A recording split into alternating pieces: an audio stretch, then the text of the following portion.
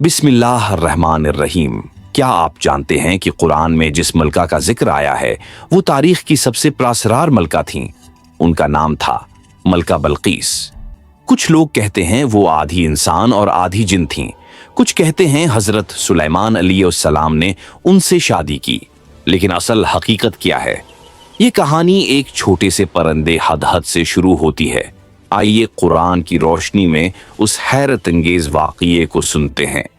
हजरत सुलेमान अलैहिस्सलाम अल्लाह के नबी और एक अजीम बादशाह थे। अल्लाह ने उन्हें ऐसी फौज दी थी जो तारीख में किसी को नहीं मिली।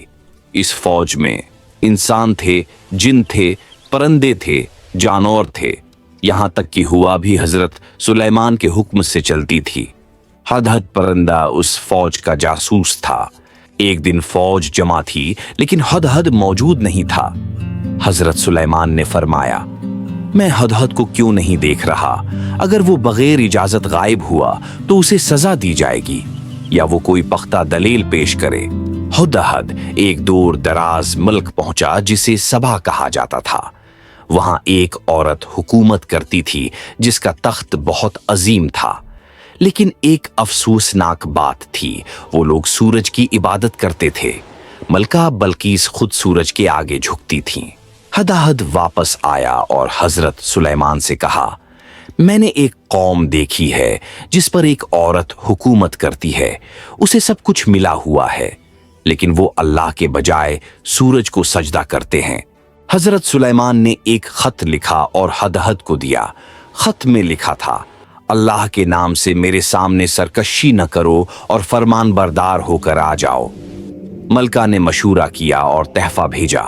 हजरत सुलेमान ने तोहफा वापस कर दिया और फरमाया, जो अल्लाह ने मुझे दिया है वो तुम्हारे माल से बेहतर है।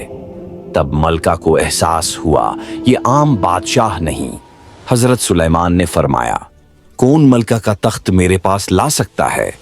एक साहब इल्म ने आंख झपकने से पहले तख्त हाजिर कर दिया।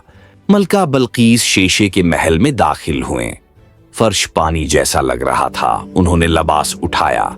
हजरत सुलेमान ने फरमाया, ये पानी नहीं, शीशा है। मलका बल्कीस आहिस्ता आहिस्ता शीशे के महल में दाखिल हुए। उनकी निगाहें फर्श पर जमी थीं। शफाफ फर्श के नीचे साफ पानी बह रहा था। ऐसा लग रहा था जैसे वो गहरे तालाब के किनारे खड़ी हूं। एक लम्हे को वो रखें। दिल में खौफ भी था और हैरत भी। उन्होंने सोचा कि कहीं कदम रखते ही पानी में न उतर जाएं। उसी ख्याल से उन्होंने अपना लिबास जरा सा ऊपर उठाया। उसी लम्हे हजरत सुलेमान अलैहिस्सलाम निहायत सुकून और वकार के साथ बोले, ये पानी नहीं है, ये शीशा है। ये अल्फाज सुनते ही मुल्का बल्कीस ठठक गईं। उनकी आंखें खुल गईं, दिल की दुनिया बदल गई। वो समझ गईं कि ये सिर्फ एक महल नहीं, ये अक्ल और वहम के दरमियान एक इम्तिहान है। कुछ लोग कहते हैं मलका आधी जिन थी, लेकिन कुरान उसकी तस्दीक नहीं करता। आखिरकार मलका बल्कीस ने कहा, ऐ मेरे रब, मैं सुलेमान के साथ अल्लाह पर ईमान लाती हूँ।